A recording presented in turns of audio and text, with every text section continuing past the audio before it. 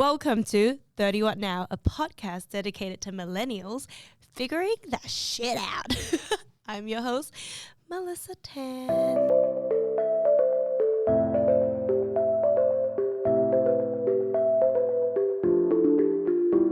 Now, if you're tuning in, you would notice that I've released a solo episode recently about my journey into becoming a solo podcast artist. Is that the right term? But I've just released my first solo episode. I've actually recorded 2 episodes with my friends talking about various things. So this would have been recorded before my solo episode. So I hope you enjoy this one as well. So little TLDR about what this episode will be about. So this is a conversation between my friends Joey and Hayden. Both of them currently live in the US, but they met in NYU Abu Dhabi, and Joey is from Australia. So it's going to talk a little bit about her journey into becoming a writer. She has written her own book. And her journey in Harvard. So she got into Harvard University after NYU, and then there was a lot of controversy surrounding Harvard at one point in the middle of the year. So she's going to talk a little bit about what she experienced in Harvard as a Vietnamese Australian woman. We'll also be talking about what it's like living away from your family, given that Joey lives away from her parents who are currently based in Vietnam because they decided to retire from Australia to Vietnam.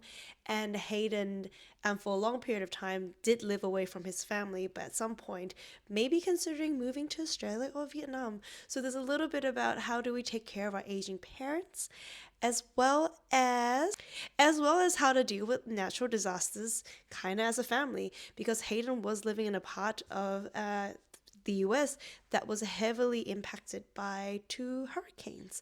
So this should be a really interesting episode, and let's get into it. Hi guys, I'm Mel and welcome to 30 What Now. I've got my friend here, Joey. Hi everyone, I'm Joey. And my other friend here, Hayden. Hi everyone, I'm Hayden. And actually, they don't know this yet because I haven't released this, but this is actually, you are the first guest after this podcast is potentially my own, because Arian's decided to take a step back. So you're like my first guest for my solo podcast. I just haven't changed the image yet. So yeah, like there you go. We're honored. Congratulations. Thank you. A friend of mine was like, "Oh, so I see your podcast host is divorcing you." I was like, "Ouch, that is such a harsh term." I don't know how to feel about that.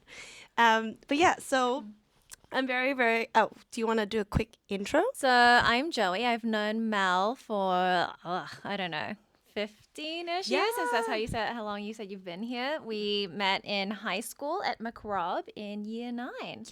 And I'm a lawyer and I live in LA now. My name's Hayden. I am Joey's fiance. Woo! So I saw this poll on BuzzFeed this morning, right before we were going to record this. The question is, what's worse? Wearing shoes around the house or going into bed with your outside clothes? This is super easy for me. Going into bed with outside clothes. It's I did worse? that just last night. Yeah. And not just outside clothes. I went into bed with my airplane clothes on. Okay, that's bad. That's bad. I didn't know that, or I would have slept elsewhere. Wow. I mean, there was the only track pants that I brought to Melbourne, to Australia. So that's all I had, and it's freezing here, so I just had to do it. And my clothes were kind of clean. I changed just before I went to the airport, so it's kind of clean. Okay. Yeah, whereas we never do shoes in the house. So. What about you, Hayden? Because I know my partner would say yes to either. Like I said, no to either. They're fine, totally fine. What about you? If you had to pick one or the other? I mean, okay, nowadays, especially because I also spent time growing up in Singapore, shoes in the house is definitely nasty for me. However, I think outside clothes in bed is far worse. You reckon? Worse. Yeah. I think shoes in the house if it was me. I think it's the poop particles. Yeah, well, your shoes carry the dirty stuff. What's on your clothes? Nothing. But also it's just getting into bed, wearing outside clothes, it's just uncomfortable. I'm also, from the more Caucasian persuasion. So I think culturally it feels less bad to me, but still very bad. Yep. Okay, fair enough. Fair. I kind of thought that would have been the answer from the all right, so let's get into today's topic. So today's topic, we are actually probably jamming in quite a fair bit of things, actually. So both Joey and Hayden, they are based in the US, but Joey was obviously from Melbourne prior. After high school, both of them went to the prestigious University of NYU Abu Dhabi prior to going to the US for university after. So I'm just curious, right? Both of you probably came from a different country, and then you had to go to university in the Middle East. How was that experience like, especially when it was like such a formative part of your life? It was like, I was so excited to do it. And I have been saying ever since that it's probably the best decision I ever made. And Hayden probably feels the same. Like, we loved our experience there. And I made this decision when I was 18, which is crazy to me looking Super back. young, yeah. But it also makes a lot of sense because when I was here in Melbourne and we took this tram ride, like through McGraw and Melbourne Boys Grammar, and like looking at my old like path to school on the way here, and I was just thinking, like, it felt like such a small world then. It was like, a bad word is stifling, but it was a small world. And I was like 18 and I was so eager to get out there and like see such different things, live in such a different place. Like, I had no idea what Abu Dhabi was, what it was like. But it was like the best adventure in the world. And this school, like, it came with it. It covered like tuition and accommodation and travel, and it even gave you a stipend to, like, I don't know, spend on whatever you need. And it had 2 semesters abroad, and I had classes in like Kathmandu and Florence and New York and Buenos Aires. Like, it was the adventure of a lifetime. So that's how I think that's what I was hoping to get out of it, and that's how I think back on it now still. So yeah, my story there is a little different because actually both of my brothers went there before me, and then actually later on my sisters as well. So all 5 of us went there. So I think it was a little bit less of a ballsy move for me to do that jump. Like, it just seemed natural, and I'd grown up outside of the U.S. And when I was around that age, applying to colleges, a lot of my friends were applying to the U.S., which I did as backup, but I didn't feel like I wanted to move back to the U.S. yet. I still wanted to live that sort of more international life. So NYU Abu Dhabi seemed like the perfect fit for that. But yeah, I mean, I think for me it was more of a natural progression, whereas for Joey, it was quite a ballsy move, I think, and I have huge respect for her for just doing that. No, really, like at 18 years old to just jump on a plane half a world away where nobody. Like, I had my brothers as backup. I'd been to the university prior. And I think, in the US, it's much more culturally normal for you to go somewhere else for college. Usually that's within the United States, but you're far away from home. Whereas in Melbourne, speaking to locals and stuff, it kind of has, and no offense to Melbourne, I love Melbourne, but it has a little, it has a little bit more of like a high schooly vibe to it. You go to school here, you go to college here, you end up working here. Everyone knows basically everyone from their high school, and from what I can tell, it seems like those high school cliques kind of carry forward throughout life. Maybe I'm wrong, maybe I'm not, but to just abandon all of that and just to move somewhere else entirely new is pretty cool. So like, I don't know, you probably know this, right? Because I moved from Malaysia to here when I was like 15. And so like, I once was asked by this person, what do you think has changed? Like, what do you think this move changed in you? And funnily enough, for me, the biggest thing I felt like it's changed is that I felt like I've lost my parents as a guidance person, as in like at one point in my mid-20s, I was like, I probably feel like I wanted to look for a life coach because when I was younger and you're in a new environment, you probably have less access to your parents or like some adults. And I think you kind of figure out that you have to figure things out on your own.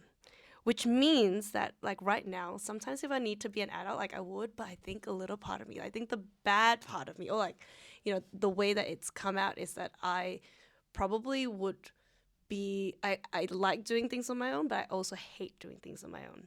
And I also know that I'm more like open-minded than I would have been if I had stayed. But that's probably like the one thing that I felt like, that is lacking because I moved away so young. Was there something similar that you think that did you think that it's changed you for the good, for the bad, having to move away at a young age? Or not really? You've managed to stay the same? I'm sure it did change me a lot, but I do think it's different to you. I think moving away at like 15, your age, it feels much younger to me. And I think that would scare me a lot more. Really, I don't know, like up to finishing high school at home with my parents, I think that would be the natural time when I would start to move away from them or just have more independence. So I never really thought of that as like losing guidance in that way. And I think maybe another difference is like my parents living here, like they're immigrants in this country, and they needed my help really early on with a lot of stuff. So I think it was almost like a reverse parental role where I would help them navigate life here. And I think what I had more in mind was that I was afraid to leave them in that sense. Right. So you probably felt like you probably felt more freed, that you were able to like just focus on yourself for a little bit. Yeah, I think so. What about you, Hayden? I think maybe less profoundly. Like I don't think it changed me too much. I think it lent itself to a sort of lifestyle that I had kind of already had growing up with living in different countries and stuff. So which countries were you living in, actually? Just so I was born in the U.S., of course. When I was for sure. yeah, as you can tell.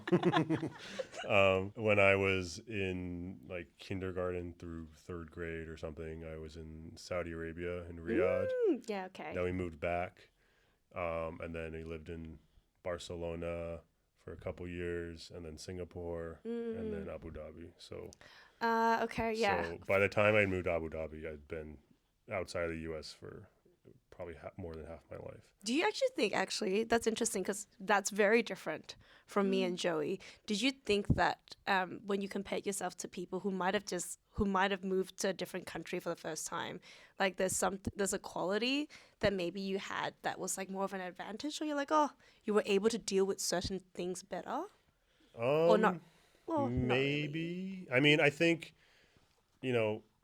people like me who grew up the way we did, I think do have a sort of more natural tendency to assimilate in different areas. But at the same time, people who grew up like me were incredibly privileged in many ways, fancy international schools and things that, I don't know, like, it lent itself in some ways to, assimilation, but in other regards, like you are kind of shielded from more local culture. At least you're assimilated. I also find that sometimes even those who tend to travel everywhere, they then tend to stick with their own kind still. Like they've actually found that to be really hard, seeing new people. And so when they find their own people, it's a little bit more comforting. Yeah, that's definitely a brand of like internationalism. I try to stay away from that as much as I can, but when you're in these sort of bubbles, American bubbles or Australian bubbles, it's hard to break out of that. But some people are very comfortable in that. Others, try to be more local, I guess. Just to give a taste of what Hayden grew up with, his high school in Singapore was like mentioned in the Crazy Rich Asian book series. Oh, yeah. I remember you mentioning that one. Yeah, there was like this thing in the book. Are we able to say the school or no? Am I? What's the school? Singapore American School. They briefly Such a mentioned bland name, SAS. though. I know. That's true. Yeah, but I mean, a lot of the students there were from pretty Did you get to meet any princes crazy or like? rich dukes, potential dukes? There was anyone cool? Not like not royalty in that way, but just very wealthy Singaporean families that obtained their money from unknown means. Probably Yeah, somewhat like but military. yeah, oil. yeah. Mm. You know, Were there anything like elusive? Not elusive. Were there anything like scandalous? Or like what's something that you were like, oh, this is kind of crazy that it would happen at either like the school itself or the country itself that you thought might be fun to share?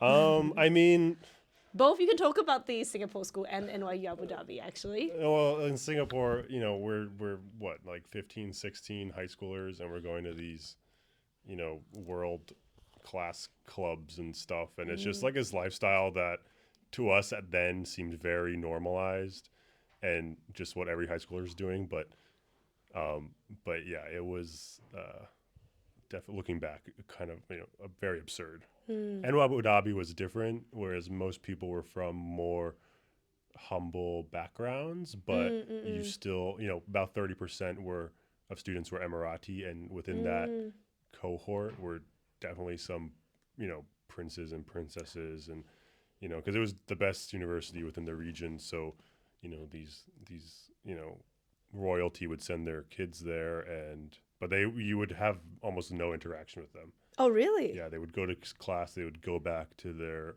you know, houses in Abu Dhabi or Dubai. So it was very difficult to form friendships with that crew. Why? Is there a reason? Just, I don't know, cultural protectionism. You know, the women in particular would have to come right back home. The men was a little bit easier, but with the women it was harder. Interesting.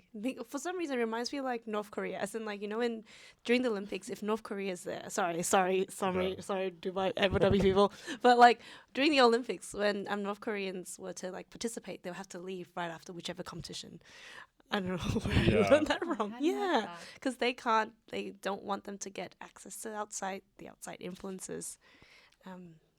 I think it was less about access and more just cultural, like values, maybe more conservative. Yeah. And then what happened when both of you guys finished at Abu Dhabi? Where did you guys head off to? First thing, I went to New York. I had a journalism job right out of college. And I quit really quickly. I quit after like 3 months. They had just finished training me, and so they were really pissed off.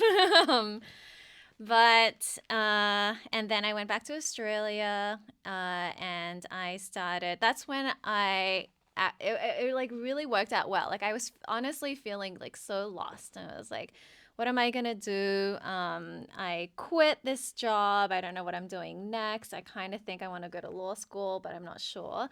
But because I was back in Melbourne, I was writing, and I submitted like stories to these magazines and journals, and they got published, and I got more involved in the literary scene, and that's how I ended up getting my book publication offer. So that worked out amazing for me. Like it was my dream come true.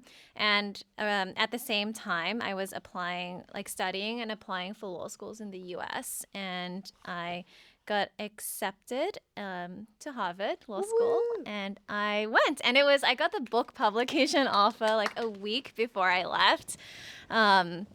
Yeah, and then I did that. I did my degree at Harvard, and then I moved to LA for my first law firm. And yeah, that's what I've been doing ever since. And what about you, Hayden? There's a lot to unpack, but I want to like put them all in my head. I am far less impressive Same. than Joey. It's, you know, but yeah, after I graduated, and I was a few years behind Joey. So Joey was in law school when I graduated. She's a bit of a cougar. Yeah, a little bit. I moved. I didn't have a job out of undergrad. So I was like, you know, I'm just going to move to Boston and see what happens. And this was 2019. So I was there for a few months. I was, you know, interviewing and stuff. In the meantime, I was working as a bouncer at this. You were working as a bouncer? Yeah. I mean, it makes sense. Hayden's very tall. How tall are you again? In meters, 2 meters. 2 meters. 2 meters, 100, 10 kg or something. I'm a big boy. Yeah. Anyway, so I was like, I can do that at least. And then COVID hit, which, definitely put a wrench in a lot of my plans. So we moved back home to my family house in Florida. I worked, as like I guess in an epidemiology lab as, like a research assistant type of thing. And then I ended up going to a grad program at UCLA. And then for the past 2 years, I've been an epidemiologist at Harvard, which was great. And then, I got doged. And then and now I'm in LA working, as a data analyst at this legal analytics firm. Both of you obviously mentioned Harvard. They've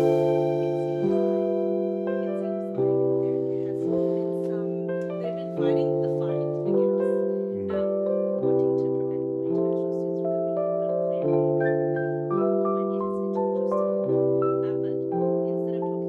prevent more international students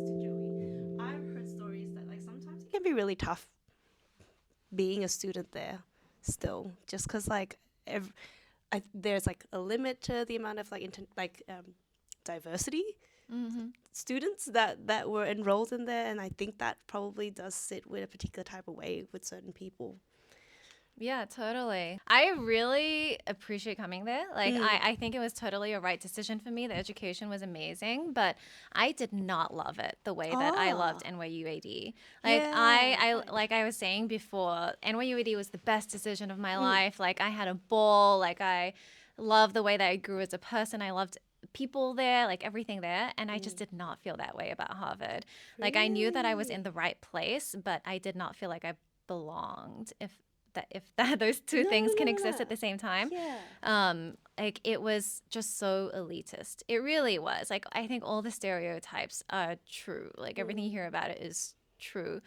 And the people did not, I don't know, they were not like me. What do you mean, like, not like you? Just personality wise, or yeah, thinking? I think I did feel like I was very much among the elite of the U.S. in the most conventional way. People who felt like it was, I don't know, like very natural to have ended up there.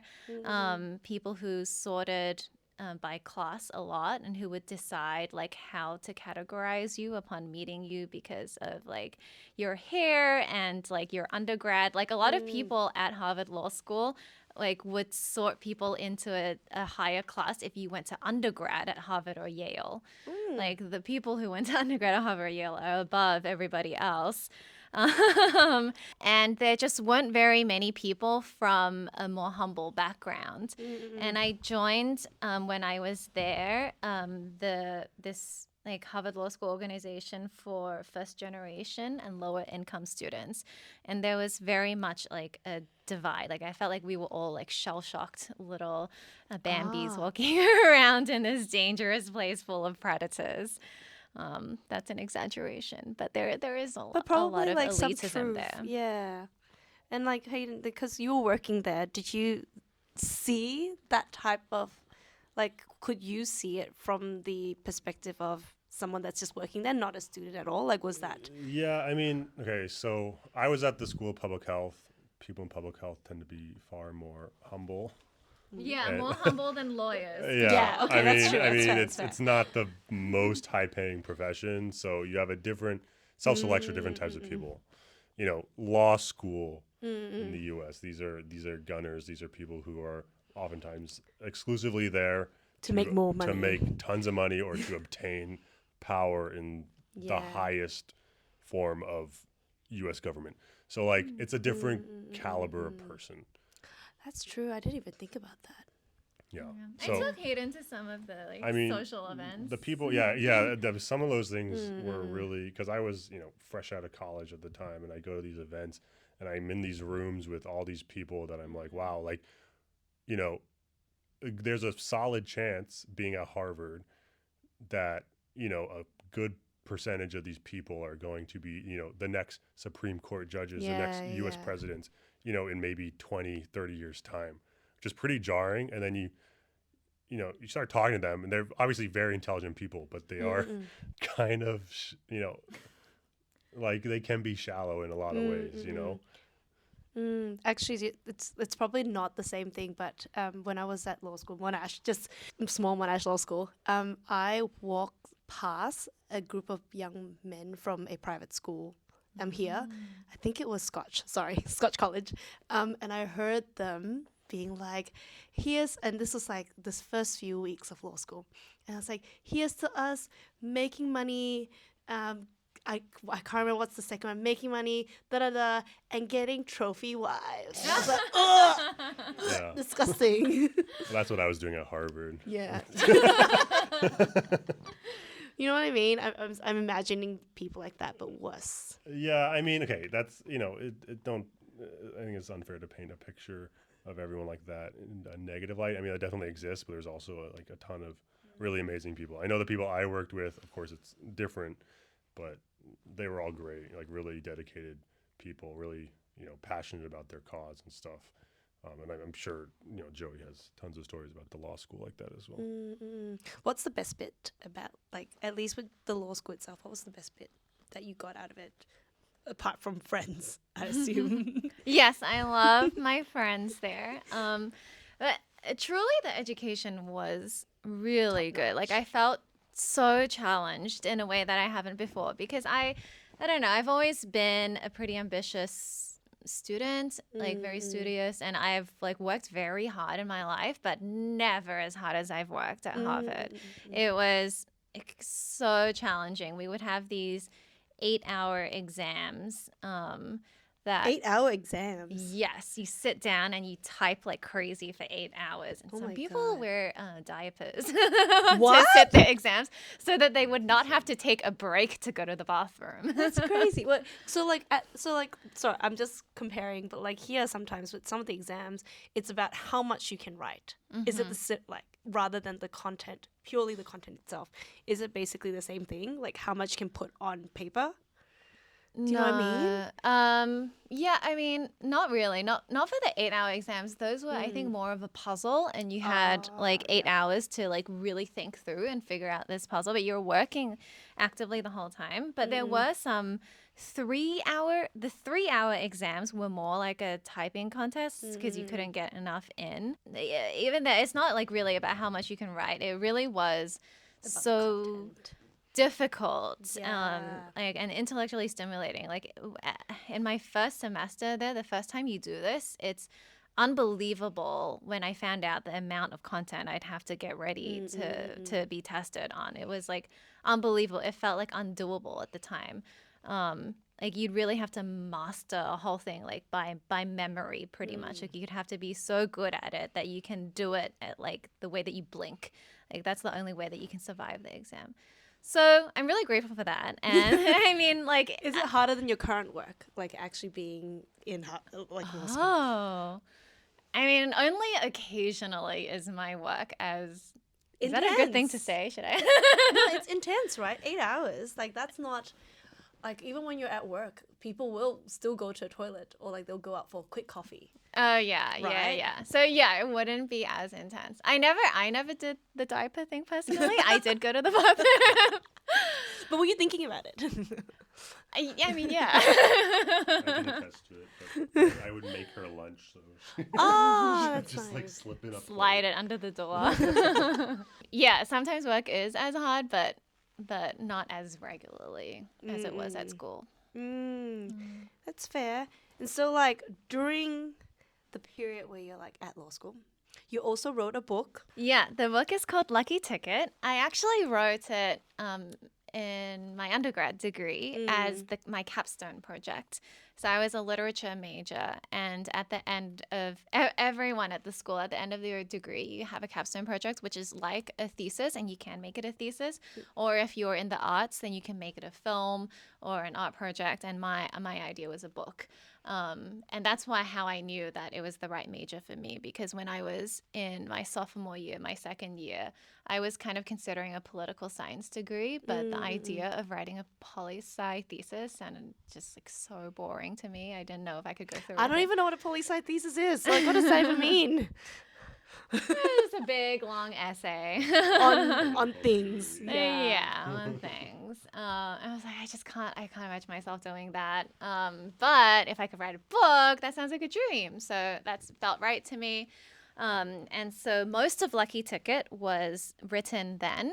And then in that period that I was living in Melbourne, and like sending things out. Oh yeah, by the time I met my editor, she told me that I needed to add a couple more stories to the book to make it a book length. So it's a collection of short stories, roughly about immigration and war, like talking about different migration movements across the world and that I had come across in my own family background and in my travels. I got the offer the week before I went to law school, and it was published 1 year after my first year at law school. It's such a, like, you know how sometimes you're like, oh yeah, things happen, but how did it happen? Like, how did you even get the offer? Like, did you reach out? Like, what was, if someone out there wanted to write a book or get it published, like, how did you even get there? That is for me, that's such an unattainable, like, task in my head.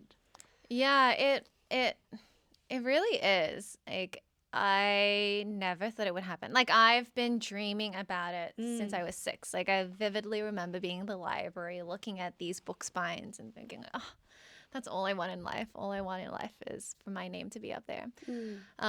But it feels like the same as like wanting to be a movie star, you know? Like, it's like a shot in the dark. Like, it's Big, not hairy, gonna happen. audacious goal kind of thing. Yeah, so it is a lot of luck. Like, it's not like it's not like I was like clearly great or there's some like path to it.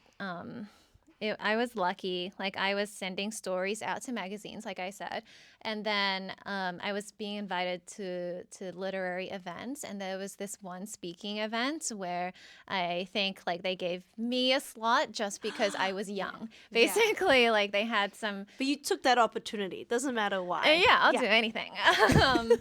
Yeah, they had like some famous established authors who had won awards and one who had won like a really major award that week. And then they wanted to have a slot for like a young, emerging writer. Yeah, they always want to support the youth. And they asked me to be there and read a story. And I read the story I wrote called Dinosaurs. And afterward, I was sitting at a table with the other authors, and the one that had just won a major prize that week, his name is Bram Presser.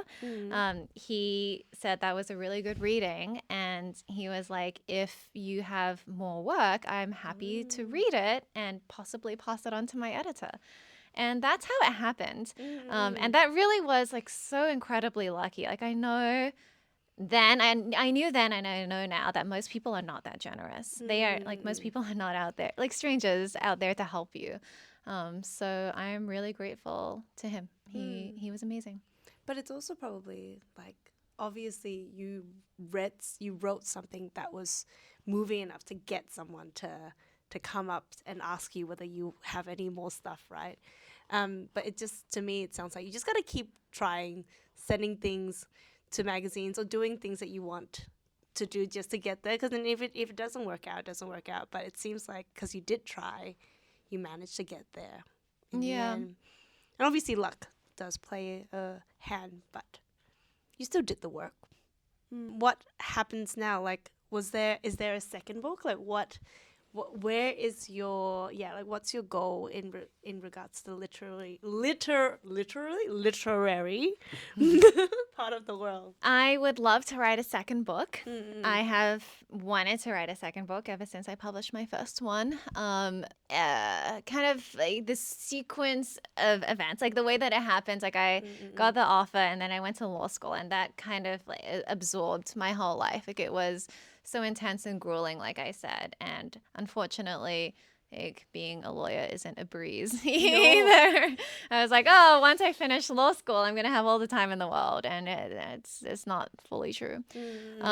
So that is something I'm struggling with, like how to find time to write. And it's not just literal time in the day. It's also like mental headspace. It's like absorbing and tiring to be a lawyer, and it just hasn't worked for me so far to have like Two things for life to happening. open up and have like the create time and the space to think creatively. So that is something I'm worried about, and something that I'm like trying to find a way back into. Sometimes I've spent like this is the source of my main angst, really. And the other day I did a tarot card reading. Really? Okay. Yes, and I basically believe in tarot now because it was so accurate. Where? Like here or like in the US? In the US with my friends. Yeah. But the question that I like asked for my tarot card reading was, am I going to be able to write again? Really? Yeah. and the way it worked, I don't know if this is how it always works, but the way that we did it was there are, I think you draw something like 5 cards, and each one represents a different aspect of your question. And the first one represents like the current state of your question, like how things are now. And the other cards are things like what's the thing that's blocking you, like what's your obstacle. Another card is what's the thing that you have to leave behind in order to get where you need to be. Another thing is like the future, etc. So the first card is the current state of things. My question was, am I ever going to be able to write again? And the card that I drew was death. What? Wait, what? Why? Death. Wait, why? I screamed. I was so scared. It was horrifying.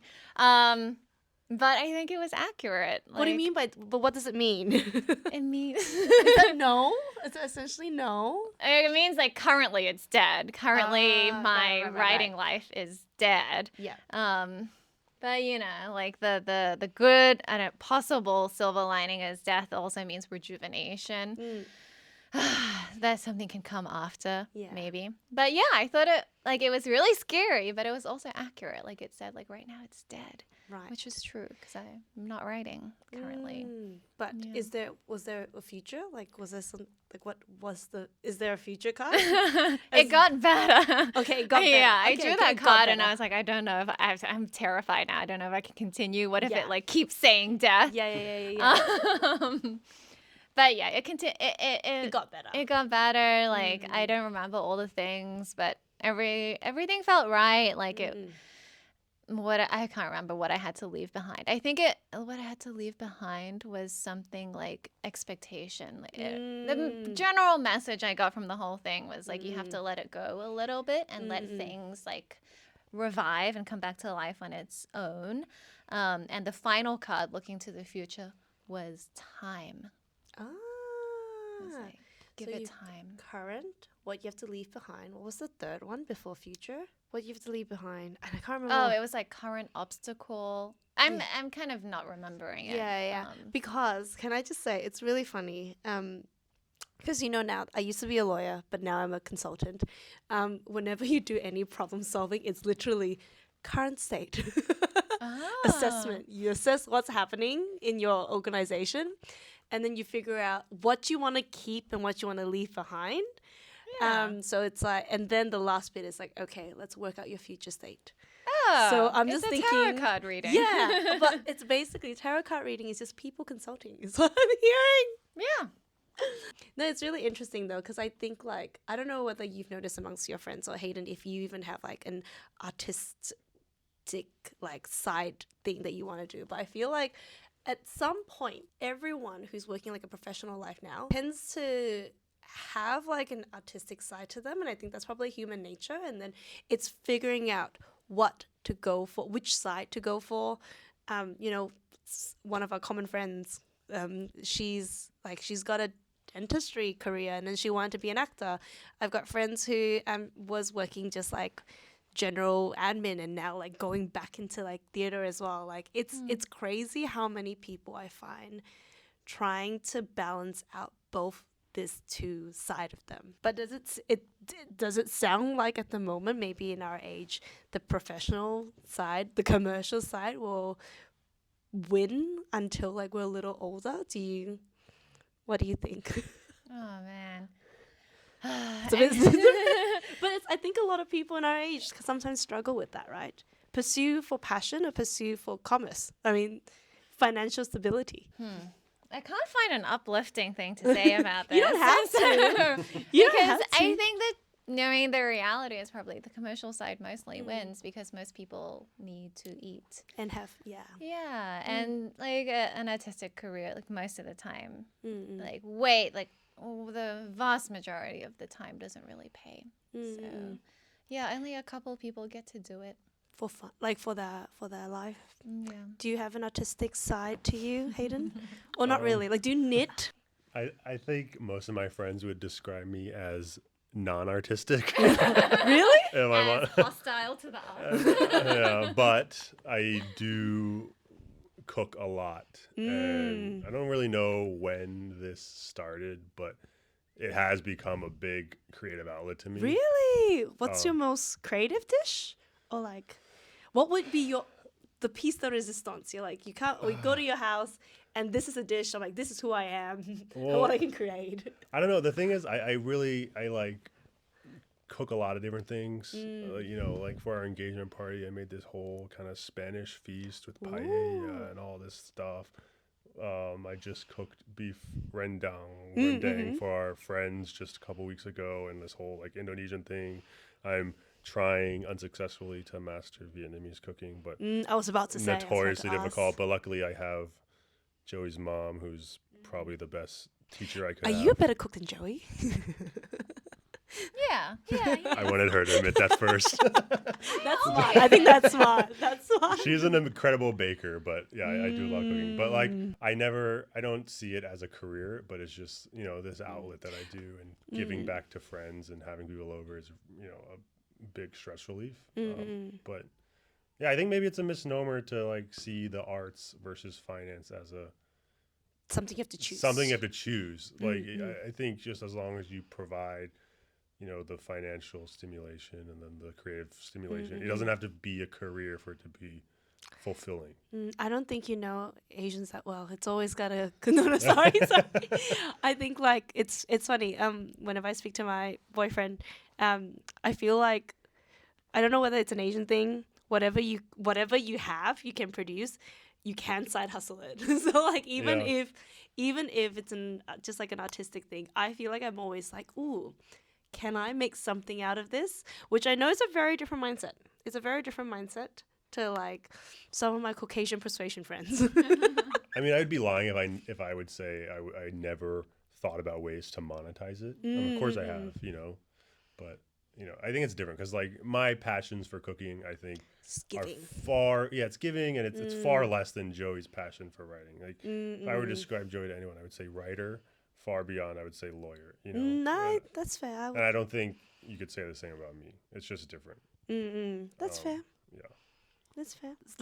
Let's actually jump really quickly. I probably haven't mentioned this. We haven't mentioned this. That both of you are engaged. Did we mention this already? Am I spazzing? I think in our introductions. Probably. How did you guys meet each other? Oh, it's not the most romantic story in the world. I think it was, from my memory, I think it was cute. Maybe it I was. like it. I mean, Well, you guys can rip off. Feel free to see who wants to tell the story. basically, I eat a lot. We've established. We established I'm a hungry boy, and we would have meal swipes, or a large boy. We had meal swipes on cameras that I would quickly run out for, and my brother was there, and he would always have extra. So, you know, I asked him, "Can I, you know, use some of your swipes?" And they would deliver it to the rooms. He happened to have a toga party that night, so he's like, "Okay, but you're not invited because you're a freshman." But you can pick up your food and leave. but you know, little me packed a bed sheet just in case. So I got my food, but I decided to sneak into this cool upperclassman party, and I found my way to Joey, and you know, one thing lead to another. I don't know. I was like, hey. Hey, what's your name? What's your name? Very clumsily, but you know, we started talking and it was good. And then you know we I mean, we secretly kind of saw each other for a few months, but where we went to college, it was very small, so gossip spread, and eventually, it became obvious, and I'd have to tell the truth to my older siblings that I was seeing Joey. I don't know if you have anything to add to that, but yeah, That was good. It's cute. I love this story. That was acceptable. She's like, yeah, that's okay. Well, because sometimes he lies and pretends that he had no idea that there was an exclusive party there. no. Yeah, sometimes you're like, oh, I just came for food. And I was like, well, then why did you bring a toga? Well, I had no real intentions of joining, but I was like, just in case. You And- wanted to come to the party. I mean, of course. Yeah. Yeah. Yeah. Maybe another cute detail is like we kept it a secret for so long. And then one day he was like caught in like the upperclassmen side of campus, and the like school gossips caught him. And Hayden confessed it all, and he was like, please don't tell anyone. And then the school gossip went straight to Hayden's brother the next day and said, ooh, I know who Hayden is dating. Her name starts with J. And there were There were probably like 4 options. so he was like, oh, my brother's like Julia. What was the other people? G1. And Yeah. like his brother came to me. I was like me and like 2 other of our friends and told us about this thing. I was like, who do you think it could be? Yeah. And the other guy that was there like looked at me. I was like, oh, is So this super basically, awkward? yeah, But she his was brother so didn't figure innocent, it out. or at least the cougar lurking in the shadows, that my brother didn't suspect it. But yeah, But yeah, so like, I think the story, I don't think it's not romantic. I actually think it's kind of cute because then there's a little bit of like drama in it. You're yeah, like, "Oh, it's true. secret.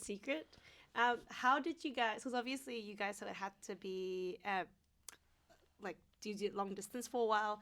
We recently did an episode with some friends of mine who have been long distancing for 6 years. And so they Wow. actually haven't figured out where they will land yet. Once in Malaysia and then once here, and then previously the ones in Malaysia was in the UK.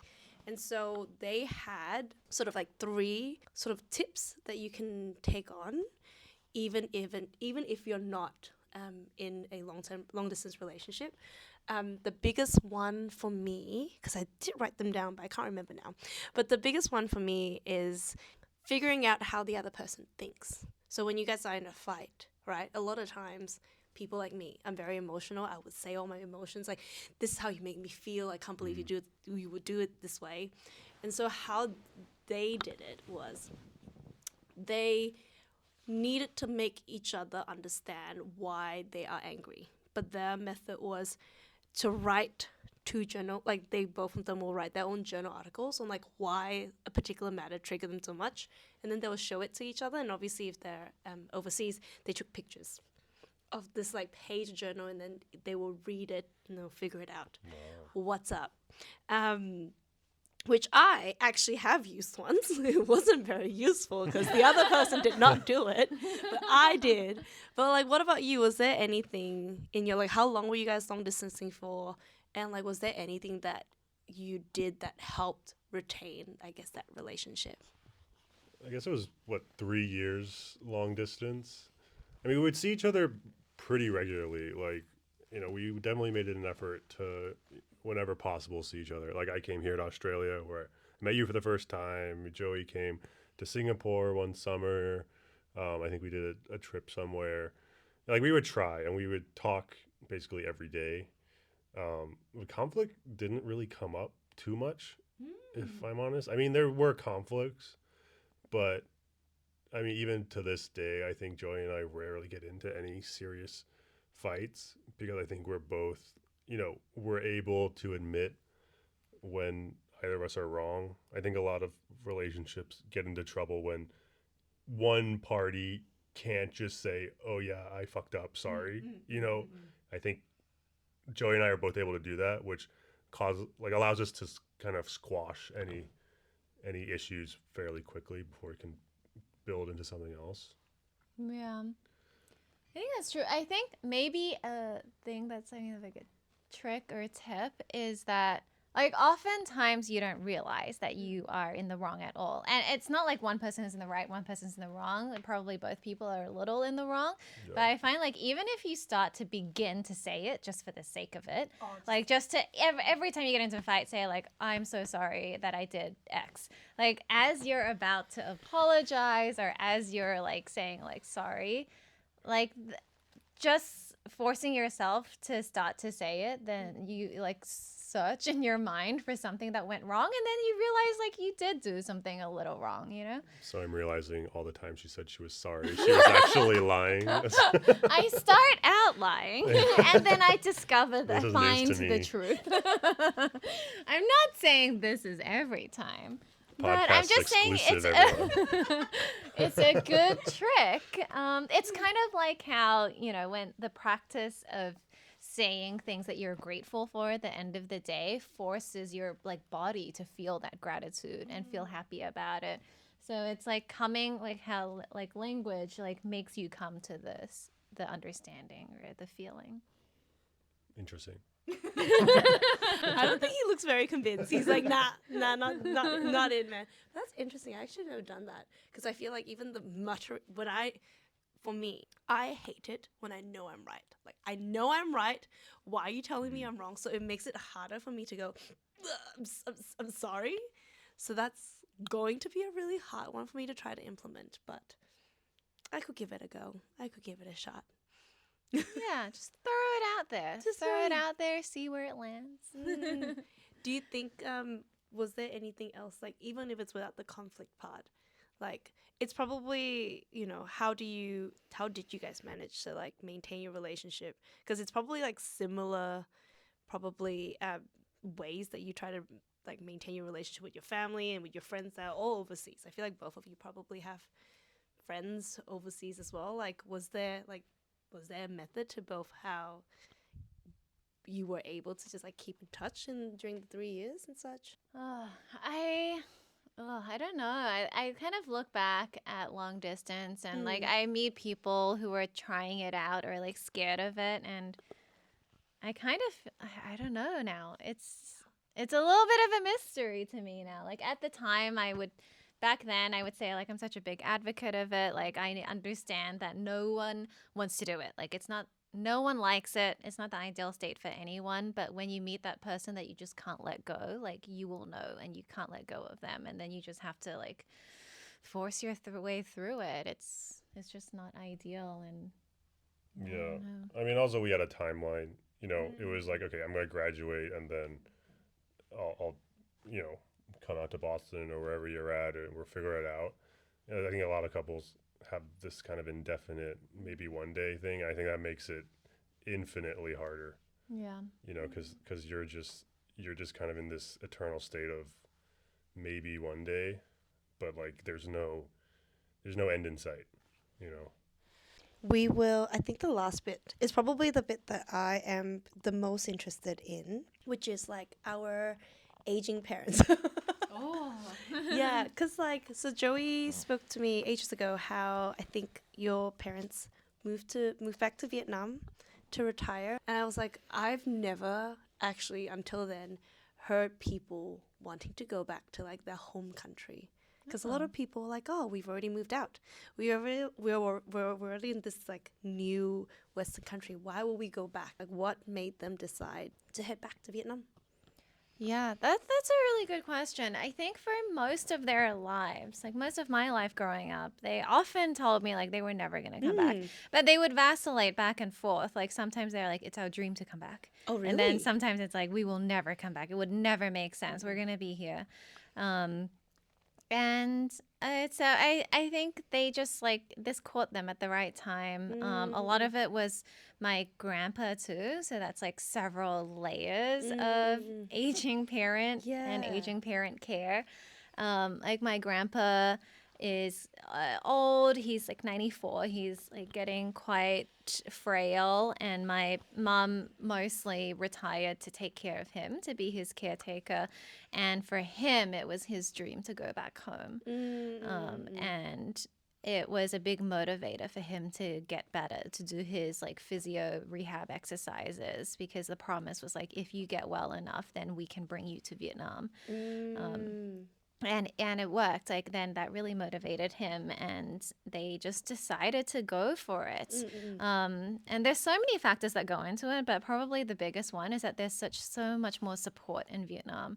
Like, it's really it's kind of like it takes a village kind of thing. Like, we have a village there. Like, we have they built a house on our kind of ancestral land that's belonged to our family for generations, and they're surrounded by our relatives. Like, there's at least 4 houses belong to our relatives on that plot of land. So now everyone can pitch in and take care of my grandpa, and everyone's helping my parents out. And I think my parents can imagine that when they get older, they'll have this village to support them as well. Whereas, like, they came to Australia as refugees, and I know this is the case for a lot of refugees and immigrants, is that life in the new place, the new Western place, is often really lonely and really isolating. It's not. There's 2 layers of it. Like, one is that you came as an immigrant, so you're leaving behind your Support network. entire support network, everything you grew up to know. And then the second layer of it is that at least like American life leans quite lonely and isolating because of the individualistic Nature of it all.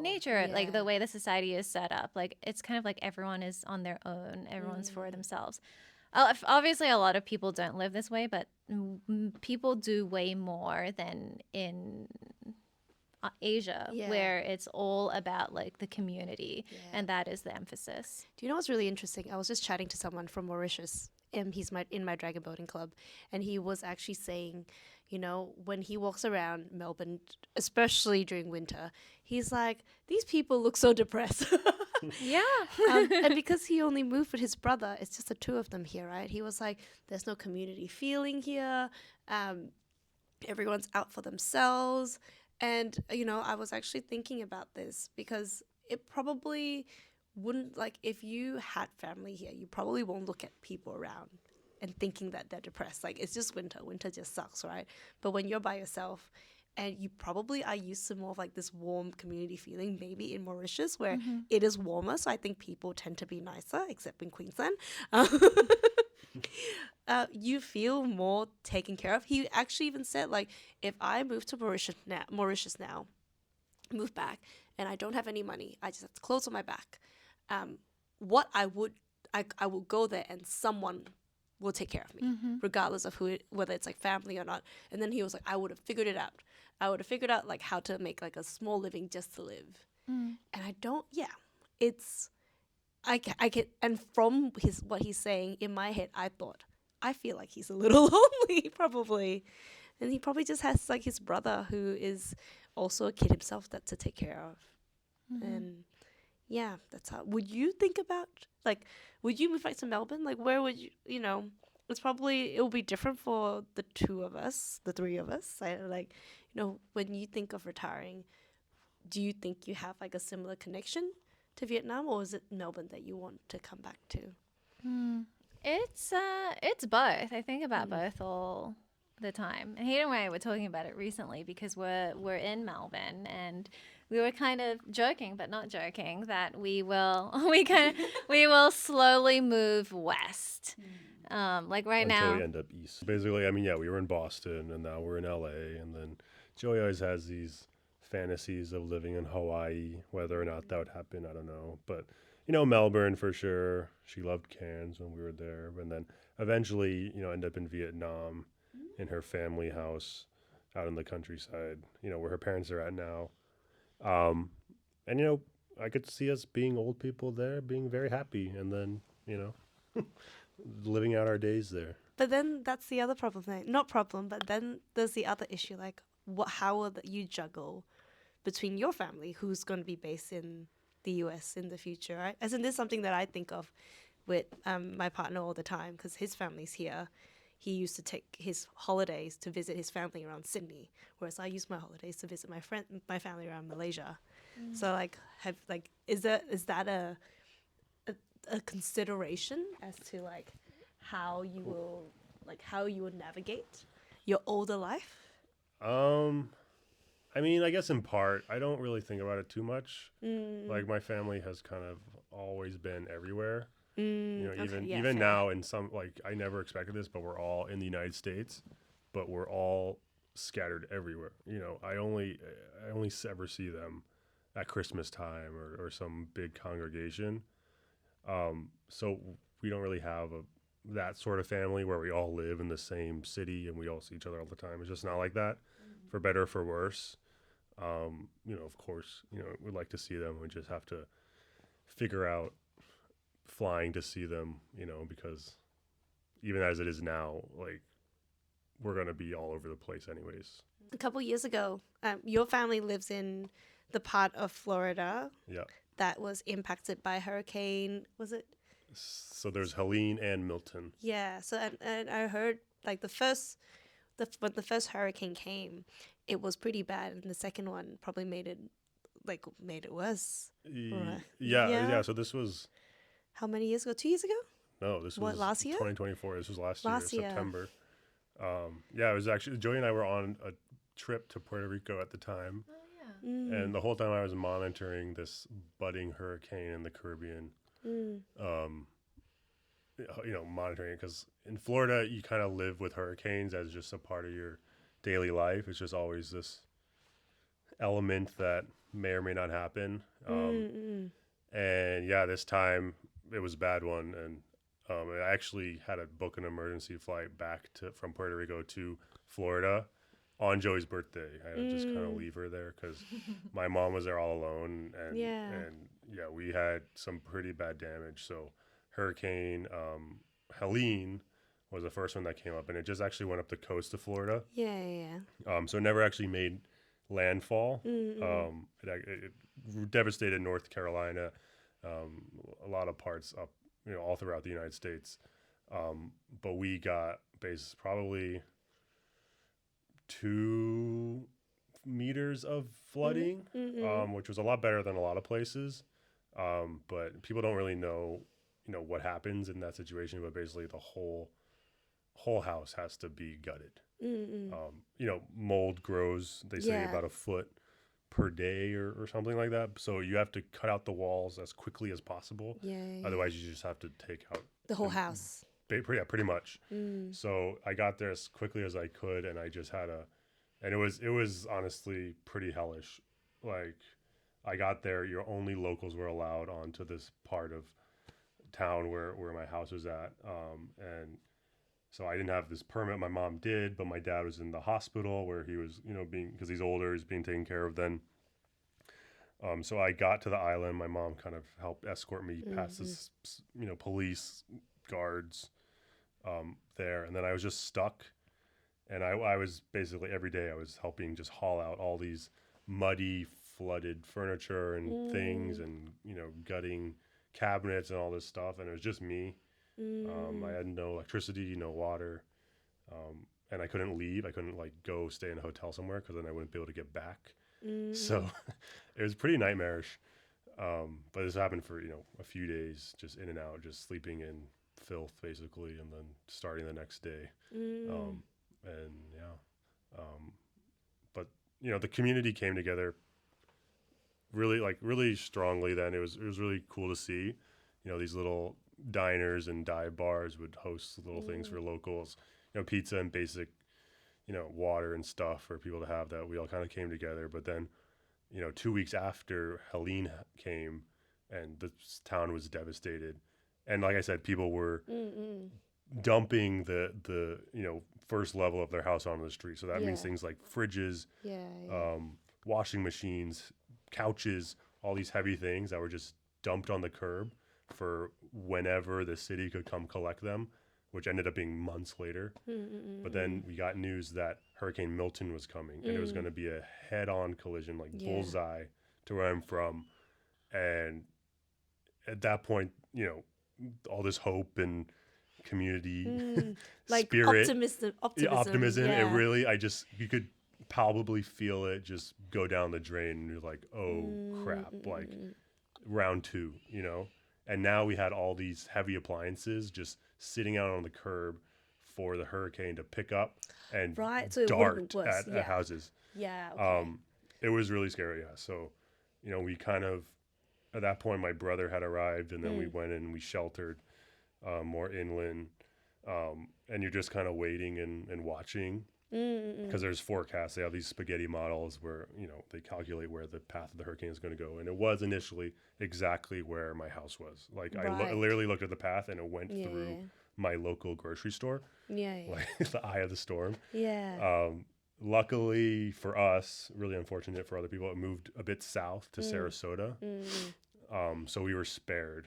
Okay. Luckily. Okay. So actually, people think of hurricanes and the winds. Yeah, I What was really thinking- matters is the flooding. So right. Because I'm thinking of like well, that's a tornado. I was just thinking of like yeah, just but kind of it's that, it's yeah. similar. I mean, you definitely have wind damage Yeah. most of the time. Shingles of your roof would be ripped off unless it's like a direct hit. Then you obviously have a lot of wind damage. But so Sarasota is maybe a 30, 40-minute, 5-minute drive from where I'm at, and they got more of a direct hit. And so the way hurricanes work is they turn counterclockwise. At least in in the northern hemisphere, Yeah, it's do you probably think, yeah. it's probably the opposite around down here.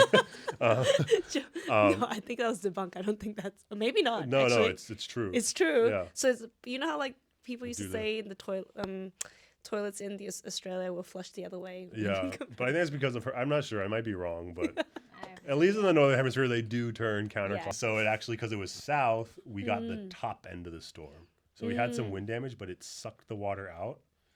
And so when we thought we were going to have, Helene was maybe 2 meters, this was going to be like 5 to 8 meters of water. Like our whole house would have been submerged in water. But the opposite actually happened, where the storm sucked the water out. Yeah. Oh, yeah. So if you were stupidly on the beach during when the hurricane hit, you'd actually be able to Yeah. walk out maybe 100 meters into shore. Oh, right. But Interesting. then for the people in Sarasota, It's all flooded. they get that water. So it whips it Yeah. around and dumps it onto shore for Sarasota. So they had like 5-6 meters of flooding, and Yeah. it was just wiped out. Because like, did you know that in Queensland recently there was a big flood as well? Mm. And I think I'm pretty sure it's the same for you guys. But they were saying how in Queensland, someone I know had his house damaged. They were like, no insurance. It's not covered by Yeah. insurance, stuff like that. Like, how crazy is that? Yeah. not that the whole purpose of getting insurance? Yeah, it's tough. Like these areas, especially where I'm from, are Mm. high risk zones. A lot of insurance companies won't even cover it just because it's too risky. And if you do have it, it's incredibly expensive. So most people down there actually didn't have insurance. Oh, so they don't even bother Yeah, because we it's not covered luckily anyway. did because we had a mortgage, and just by law, You you to have to have insurance. But for people who own their houses outright, a lot of them didn't have insurance just because it's too expensive. I mean, it could be over $20,000 a year just to insure it. And if a storm hits once every 10 years, Yeah. Not worth it. then you could just pocket that money, and in the end, maybe you'll have a couple $100,000 to spend. Like it just doesn't make sense mathematically or financially to do it. So a lot of people don't, and a lot of places,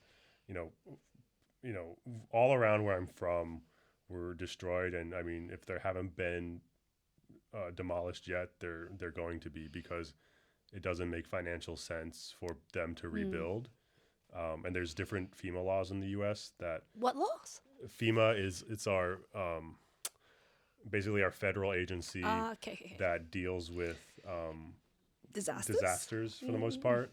But there are laws that basically require you, if you're going to rebuild, to put it up to modern code. Right. So a lot of these houses right, are right. older, and you have to put it up to modern code. And if the damage is more than 50% of the cost of your house, which usually it is, and so people can't afford to invest, $400,000 into their home and to put it up to these codes. So the only other alternative is to just demolish their house, Yeah. sell the land, and hope for the best. Yeah. So all these places, they're just going to be destroyed. All these really cute stores and houses that I grew up just in my neighborhood, they're all just going to be knocked down. There's this really cute diner called the Seahorse. It just got pummeled. Like Joey loved it. It was this really cute beachside diner. They got just massively destroyed. I think they're rebuilding, but yeah, it was questionable for a while. But yeah, the devastation was real. Do you think that, like, when something so big happens, do you think that people want to stay in that area again, or like people knew that it's gonna be this way anyway, and it seems like? I mean, I think that's an interesting question. I think one, there's a lot of climate denialism down in that Still? area. Yeah. Even with the flood? Oh yeah. You'd be surprised. You'd be surprised. So what but- do they think caused the flood? I don't know. I mean, it's just, I don't know. But I mean, I think there's kind of an amnesia that happens in these parts. Like they're beautiful Yeah. areas. Think Queensland, just really Yeah. tropical, beautiful areas. People want to live there. Yeah. And, after, people, it's on people's minds now. They're gonna But forget. after 2 to 3 years, 4 years, I think there is a bit of amnesia that happens. And people kind of just try to Forget. pretend. I've been Yeah. telling, and my brother has been telling our parents to sell their house Yeah. for years now. Right. They don't want to do that. Because they've been there for how Emotional long? reasons. I mean, there are certain, financial reasons as well, maybe not to, but I think it, Makes sense. it's a crazy idea to buy in that area now, but people do it all the time. Still, Yeah. I mean, if they decide to sell, you can then move to somewhere, maybe here. Yeah, maybe here, maybe here. Maybe. Do you know? Apparently, heaps of people from the US are thinking about coming to Australia. Oh, makes Yeah. sense. I mean, yeah. Got good coffee. Yeah. Now I'll be a citizen one day too, so Green card. a little free health care. Yeah, exactly. Not so bad. What else do we have? Good public transport. Yeah. Don't even need a car. No, it's a good quality of life. For And sure. I think the surprising thing, I feel like we might have talked about in the past, is like here, your normal groceries are fine to eat. You don't have to go for at a Whole Foods to get organic food.